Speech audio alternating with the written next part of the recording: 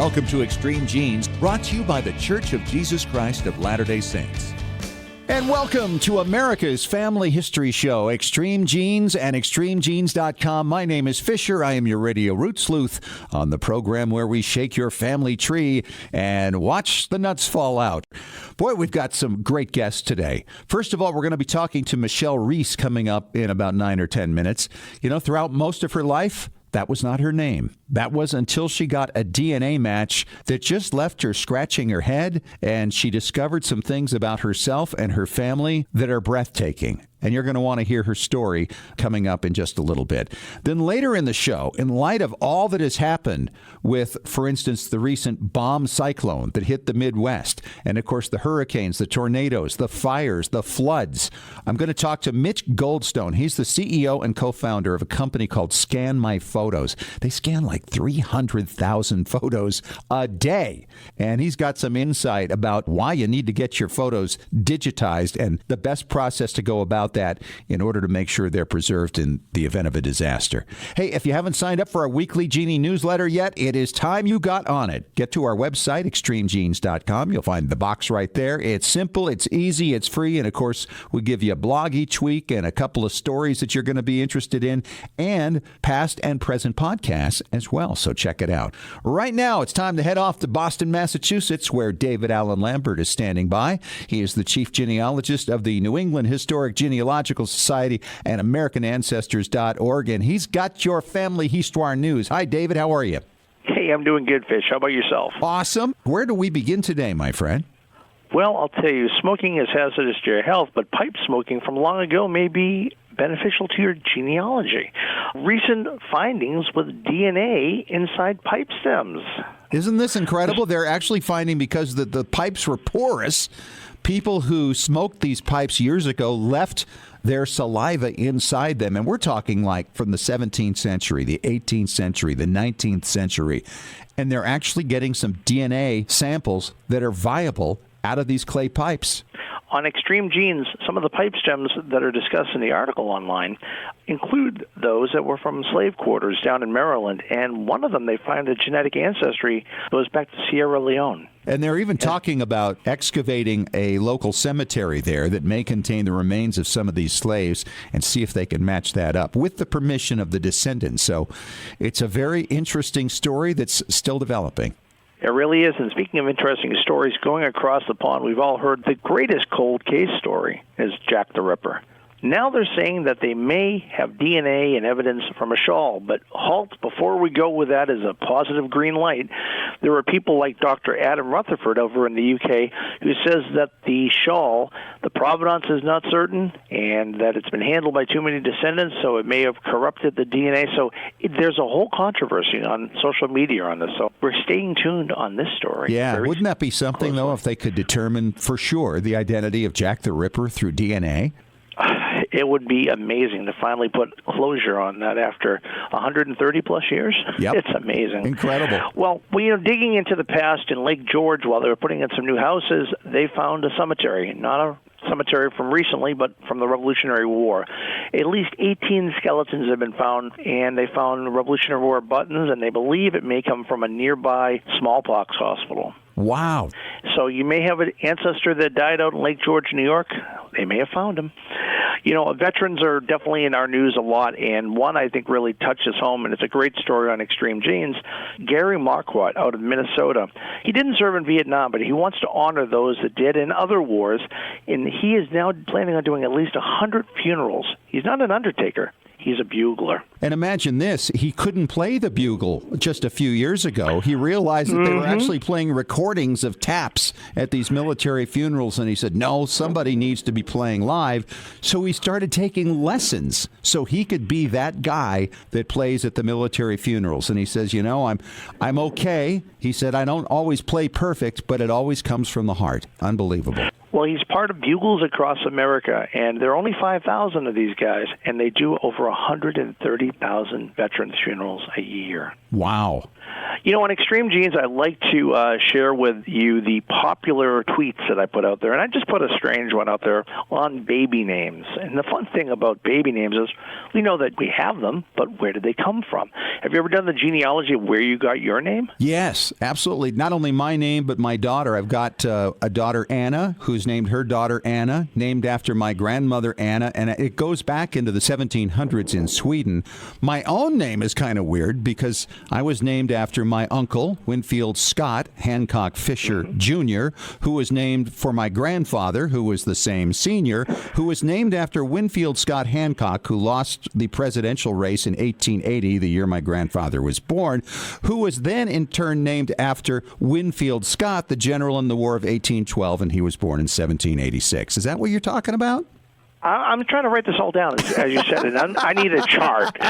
You know, and it's the same thing in my family. The name Henry is still around with some of the descendants of my great-grandfather's brother, and I did the backward story on that, and it goes back to a fifth great-grandfather who was born in 1695, named Henry Dole of Newbury. You never know. That's where the name came from. Well, I would like to share with you a blogger spotlight that shines on McCall Aaron Rule. She is out of Utah, and she has a blog called Making Their Stories Known, and she wants to tell the stories of people, places, and things as a family historian that touch both her own research and genealogy in general. Her recent one, which was for St. Paddy's Day, was My Luck of the Irish, where she goes on and talks about researching the Irish and touching on her own family, as well as her Roots Tech summary, so kind of a person who was out there at Roots Tech. And this is truly the next generation of genealogists, and I'm glad they're out there blogging. Absolutely. All right, David, thanks so much, and we will talk to you again soon. Talk to you soon. And coming up next, we're going to talk to a New Jersey woman who got a DNA test result that left her baffled. About 6 years ago, when I started Extreme Genes, how the name was kind of fun, and of course DNA was just starting to happen at that time. And now, because of DNA, I think the name has kind of grown into the show, and we're finding more and more and more stories of people who find incredible discoveries through DNA matches. And one of them is on the line with me right now. She used to be known as Christina. Now she's known as Michelle Reese. And Michelle, it is just a delight to have you on the show. Let's start at the beginning, your DNA test. And when was the first test you took, and where was it? I think it was approximately 2008, and that was through Family Tree DNA. And I did it because I was having a lot of problems finding the information that I was looking for the family tree that I believed I was a part of. And I guess after a while of getting people who had information about their family trees that didn't make sense in the context of my tree, I started to get frustrated. So I decided to do a second test at Ancestry. Okay. And I think that was probably 2013, I believe. Right. Things were really picking up at that point, 2013. Yeah. So I did a second test because I knew they had a really large member database, and I figured, well, maybe I'll get some more helpful matches over there. So I did the test, and the same thing happened at Ancestry. I was matching to people who weren't very closely related, and the places that they were telling me their families came from didn't make sense with my family tree. I grew up believing that I was Greek, Italian, and probably Ukrainian. And all of the people that I was matching with were coming up from very heavy roots in United Kingdom and Northern Europe and Scandinavia. And I'm like, well, that doesn't make sense. You know, I wrote it off basically as our common ancestor must have been so far back that we just couldn't possibly be helpful to each other in our research. Well, that would be a reasonable thing to conclude. And was this the same kind of test you did, by the way, at Family Tree DNA? Because in 2008, I don't know if they had autosomal at that time. No, and that's something that actually will come up later in my discovery, but the family tree DNA test that I did was only the mitochondrial DNA. Okay. So, and that was all I was really interested in at that point because I knew everything about my father's family, so I wasn't really concerned with that anyway. I was really interested in finding my mom's family. That's the only people I was really interested in learning about. Okay. And where did you grow up? Tell us your background. Yeah, sure. Well, I grew up in southern New Jersey, right outside of Philadelphia. And I grew up as an only child in a really small family. My dad has one brother, and he never married and never had children. And my mom, she died in 2010, but she was an only child. And so I didn't have cousins. There were no big family gatherings all the time. It was the people that we socialized with. It was a really small group. So it was something you kind of missed a little bit, and here was a chance to really find out more about who you were. Absolutely. I always wanted a brother or sister, and I guess I felt kind of lonely and a little bit isolated. Sure. Just in the environment that I grew up in. It was, it's much more adult-oriented than surrounded by children and cousins and that type of situation. But I always was looking. I always felt like I needed to learn more about where my family came from. So did your dad ever talk to you about maybe why these DNA results weren't matching up to what he knew about his background? No, honestly, it was something that my parents knew I was extremely interested in, but nobody really ever said anything about why maybe some of these inconsistencies existed in my results. It was Sure. always kind of like, oh, well, that's interesting, or, oh, okay. But they knew I was very interested and that I was always digging for information, so still nobody really said anything about it. So you got these results then in 2013, and no close relatives there. And did you move on from it, or did you check in on your results periodically and see if there were updates in ethnicity? What were you looking for as the years went by after that? Yeah, honestly, I was on Ancestry and other sites virtually every day looking for new documents and possible matches. I was really trying to find some connection to my mom's family tree, because these were the people that I was always told throughout the course of my life, oh, well, you don't look like us, but that's because you look like your grandmother. You look like her family. And, of course, these were the ones we conveniently didn't know very well. We didn't know much about them.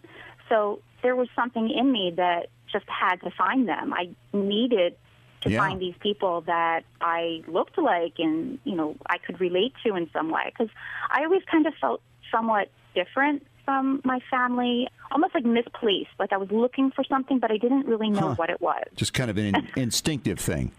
Yeah, it's really strange looking back now. Yeah, it absolutely existed throughout my life.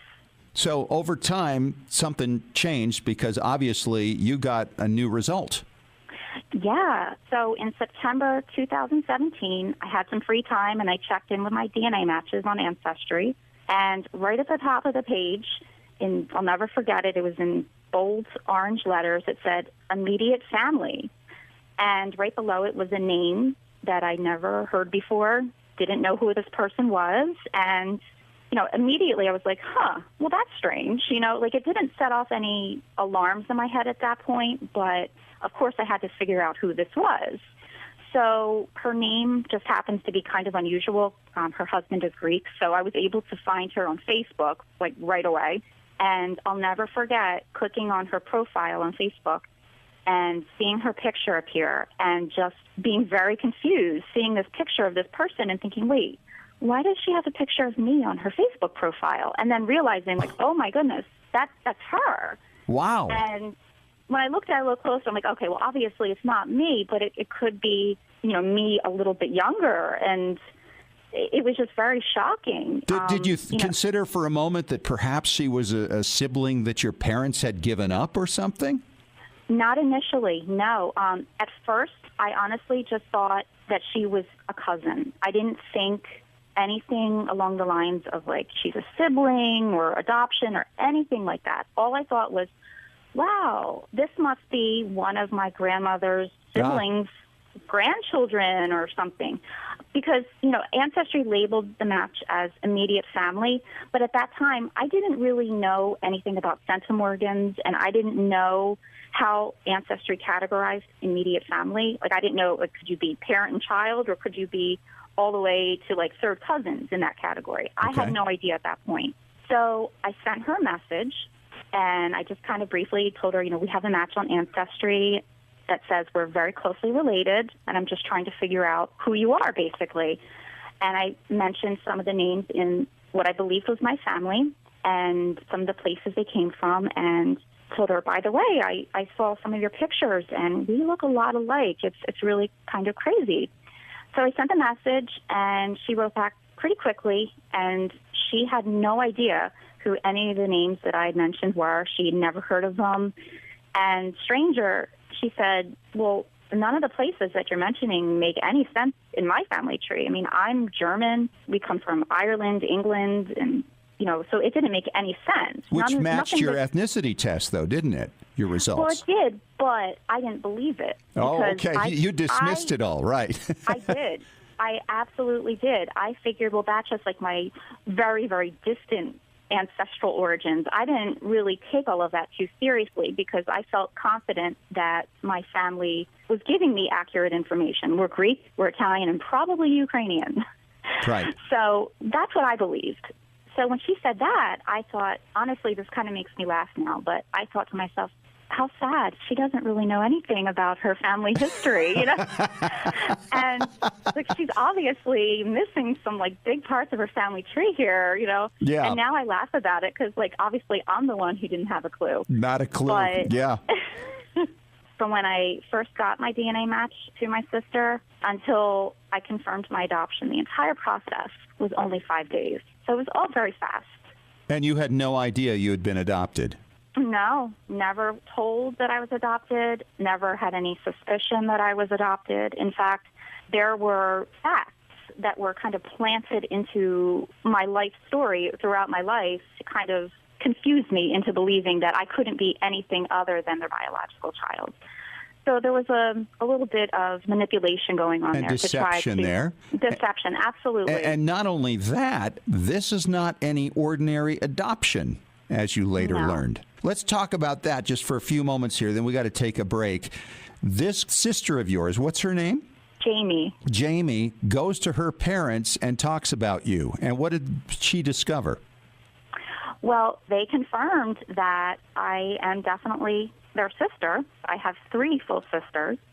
And I, meanwhile, also went to my father, and I had confronted him to find out a little bit more about what was going on in this situation, because my sister, we had been speaking back and forth for a few days, and we were coming up with all these scenarios and, well, how could this be? And she thought for a little while that maybe she was adopted, but I really didn't think it was me. I truly did not believe that I was adopted.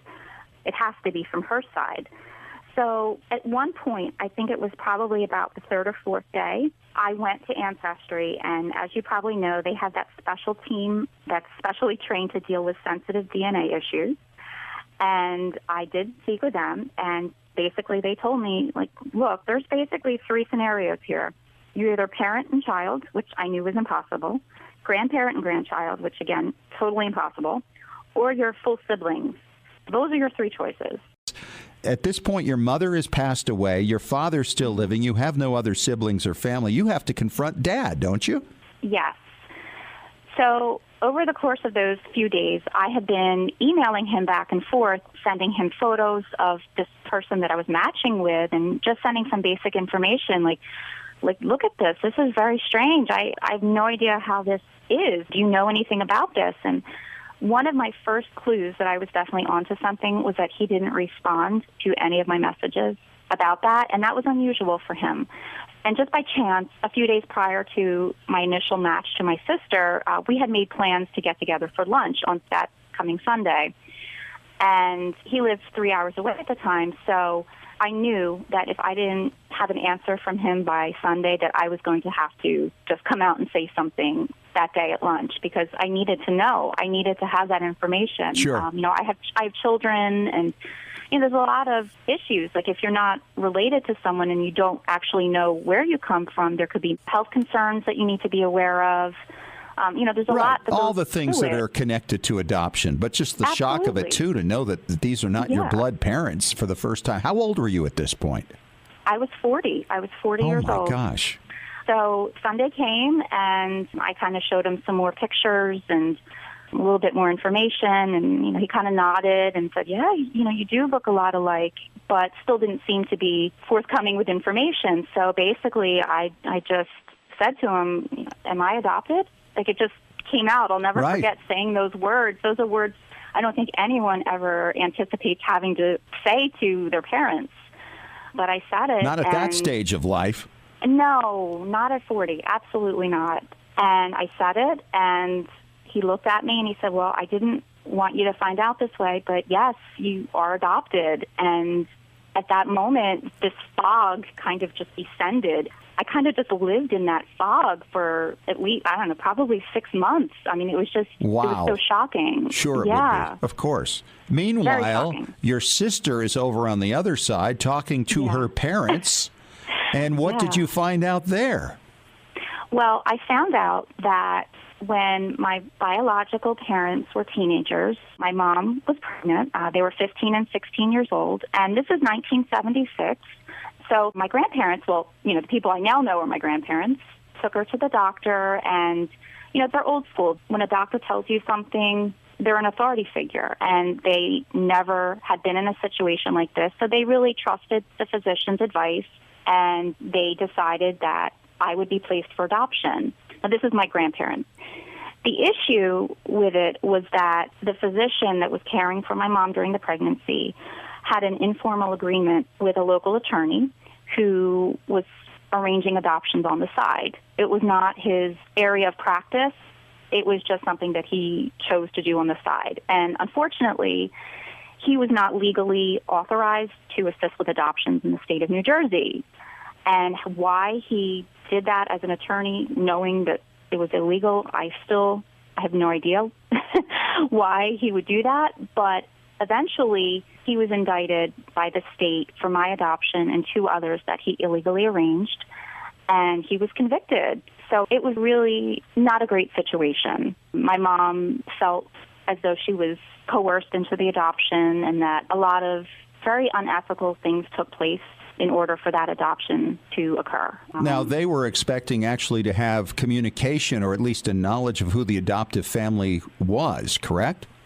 Well, it was a closed adoption, and it was privately arranged, but there was an understanding that I would be told.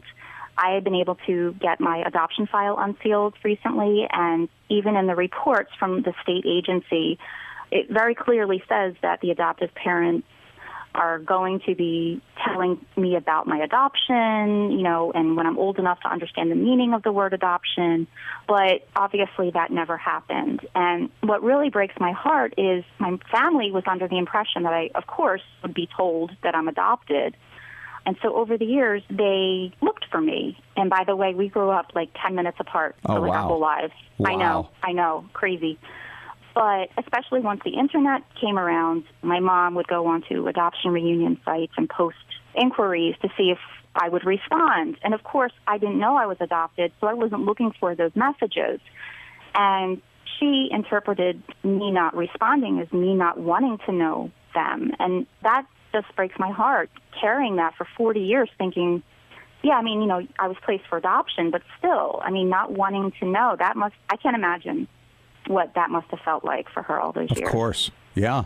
And so much was stolen from you in the process here, an illegal adoption, and then the family just basically disappearing and then never telling you. It's unbelievable. It's hard to get your brain around all the implications of this. So what's your relationship like with your adoptive father? Well, I no longer have a relationship with my adoptive father. That was something that I had to do once I found out that I was adopted, and some things took place during that whole discovery period that I just really couldn't participate in anymore. I just couldn't, knowing what I know now and doing my own investigation into the circumstances of my adoption, I couldn't continue that relationship. My trust was obviously pretty shattered at that point, and it wasn't even a matter of forgiveness. People always say, oh, well, forgiveness isn't for the other person, it's for you. But it's a matter of self-respect. I cannot be in a relationship with someone that I don't trust and that I feel has done something quite major to me and to my family. That's a really major deception, and I just couldn't continue that relationship. So what's your relationship now with your birth family? You've obviously changed your name to their name, which is Reese, and now you go by Michelle, which was the name they gave you at your birth. It is. That's the name they put on my birth certificate application, which was later fraudulently changed by the attorney, which is a whole other story. But it is the name that my parents gave me when I was born. Honestly, from the moment I met my parents and my sisters, I felt completely at ease. I never felt uncomfortable or unwelcome or even like I was different from them in any way. I honestly felt so comfortable just from the first moment that we met. I was, of course, nervous going there to meet them, but all of that lifted as soon as I walked in the room. It's really strange how you can really see yourself in people that you've never met before and see all these similarities and interests that you share despite growing up completely separate. I feel like we should be studied by scientists or something. Well, it's there's a lot to the biology, right? Nurture and nature. But absolutely. There's a lot more to nature, I think, than we often give it credit for. Michelle, it's an amazing story, and I'd like to invite you to come on and do a bonus podcast with us for our patron club and talk about that integration into your birth family. Would you be up for that? Oh, absolutely. All right. Thanks so much, Michelle. And coming up next, an interesting thing has taken place here recently, a thing called a bomb cyclone. A bomb cyclone, and it's caused all this flooding in the Midwest. In fact, in Nebraska, it's the overwhelming majority of counties that have declared emergencies, and this means photographs and home movies and videos, a lot of things being lost. And I'm going to talk to the CEO and co-founder of Scan My Photos coming up next about what you need to do to make sure you're protected against events like this.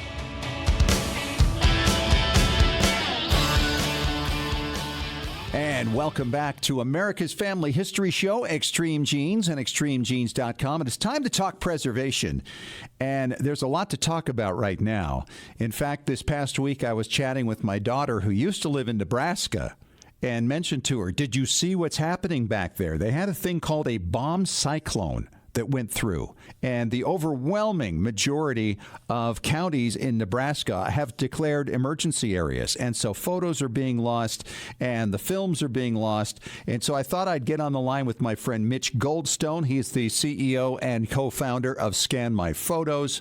They've been mentioned on Oprah and in the Wall Street Journal and the New York Times. Al Roker's mentioned them as well.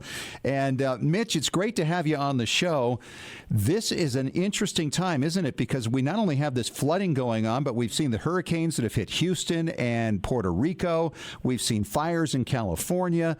There's so much going on right now, and people really need to take some action to get their material digitized. They do. And Scott, congratulations also on all your success with Extreme Genes here. You helped so many. And this is an important topic. When you think of the 3 Ps, people, pets, and property, with a natural disaster, whether it's the wildfires, hurricanes, the last thing anyone should be concerned about from the 3 Ps are photos. No one should run back into a home that's threatened to grab those pictures, those generations of nostalgic memories, and that's why they need to be digitized. Well, and you think about it, too. I have gone through the digitizing process, and there's a lot to it, obviously, to get that done. There's some expense involved as well, but you also have to make sure you have these things saved in other places. For instance, if you have physical copies, that they're in the hands of a relative in another state or another city, somewhere far away, so that these things can be preserved, and hopefully have these things up on a cloud as well. That part of it I haven't fully achieved yet. It takes a lot to get some of these things up there, but to at least get it started, get it digitized and shared, that seems to be the ticket to me. It is, and it's interesting. A lot of people, whether it's for memorial service or just to preserve those nostalgic pictures, they want it fast. So we kind of reinvented Scan My Photos, where we now do same-day scanning as well. So the same day it comes in, digitized. And what you just mentioned is so important because you need to back up all these images, make extra copies, DVDs, thumb drives, share them with friends, relatives, safety deposit box. One of my favorite services, about 80% of all the Scan My Photos orders, final home, is with Google Photos. It's super easy. Of course, Dropbox, Carbonite, right. There are lots of different solutions. Scott, I hear so many stories. I just heard one. Someone had asked if we retained the pictures they digitized in 2014 because their home just burnt down, and their copy was with their pictures. And due to privacy, we only archive all the images for 30 days, so they were out of luck. Heartbreaking. You got to upload and preserve That's the worst. And the thing is, I don't think most of us anticipate a natural disaster. Certainly the people of California and the fires didn't.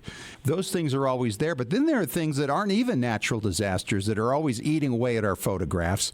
Things like bugs and mildew and mice and temperature variations back and forth and back and forth. And you had one also that I hadn't really considered before. Yeah, yes. It was actually good news, bad news. Someone had let me know that we had digitized all their pictures, so that was the good news. The bad news is their young child, with a handful of crayons and a scissor, turned their entire family history into art. But it was okay because all of their pictures were digitized prior. So absolutely. So it's not just mildew and dust. It's any condition. Wow. And Mitch, you've got to be like the biggest at what you do in the world. How many pictures a day do you guys do? Scan My Photos digitizes about 300,000 pictures a day. It may sound like a lot. We've scanned 600 million, but there are trillions of still pre-digital analog snapshots, so it's a really vast market. Yeah, you're going to be around forevermore. You must be doing them in countries everywhere. Everywhere. In Canada, the UK are two of our largest ones, but predominantly throughout the U.S., from Puerto Rico, including Hawaii and Alaska, too. How did you start this? It's interesting. When I was 5 years old, I was with my family at Disneyland in California, and there was just a random snapshot of myself and my dad hugging me. And sadly, 2 years later, he had passed away, and it's my only memory of him. And it was that single picture, that only memory, that got me engaged and involved with photography. It stuck with me, and I know everyone has that single most important picture. Yeah, we all do. I've got one with me and my dad and my brother and my grandfather. And when I was 1 year old, my grandfather died about 8 months later, and then my brother died when I was 8. He was 21. And then my dad died when I was 17. It's the only shot with all four of us together, even though I'm just a baby still. It's just a treasure. And it came from digitizing home movies, because you could actually take out, obviously, individual frames and turn it into something more than that. And I have that just framed in my office. Love it. That's what it's all about. I know all of your listeners also are probably thinking right now, what is that special picture? And is it already digitized and backed up as well? In our field, of course, we think about ancestral photographs, and digitized photos is really the way that they get shared and posted on Ancestry and MyHeritage and Find My Past and FamilySearch.org, all these different places.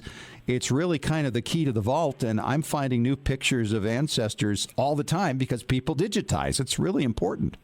It is. It's funny you mention those companies, because each one of them I'm smiling because Scan My Photos loves them. They're the reason we're in business. Yeah, I would think so, right? Yeah, huge fans of all of them for what they do. It's so important. And you think back just a couple of years ago, they weren't around. So as this technology advances, there's so many new ways to enjoy your past and ancestry history. Well, and what's fun, too, is you can do that digitizing, and then people can get some kind of Adobe Elements or something and just really improve them, because those old photos can clean up pretty nicely fairly easily, and it's just not a difficult skill to develop. They do. And remember, there are lots of different services, too. There's the old Polaroids, and the one that, sadly, no one can digitize is the old APS film. That's that film in the cartridges. So we do that for slides and negatives. On the slide side, where people have the 35 millimeter slides and the carousels, they have so many, and there's really no way to view it, see it, so they come back to life, and they're just extraordinary memories. Yeah, just an improved way of using them. Absolutely. Well, thanks so much, Mitch, for your time, and it's really interesting to hear what's happening right now when you consider the bomb cyclone and all these other natural disasters, and how many photos are being lost as a result, and we're glad your company's there and doing the thing they do.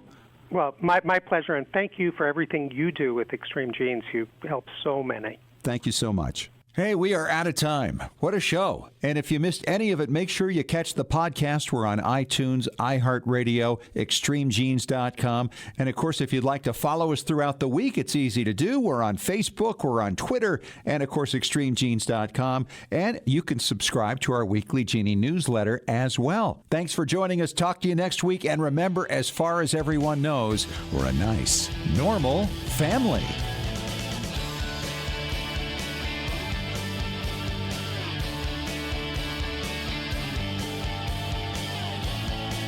This has been Extreme Genes. Share your family story by going to FamilySearch.org.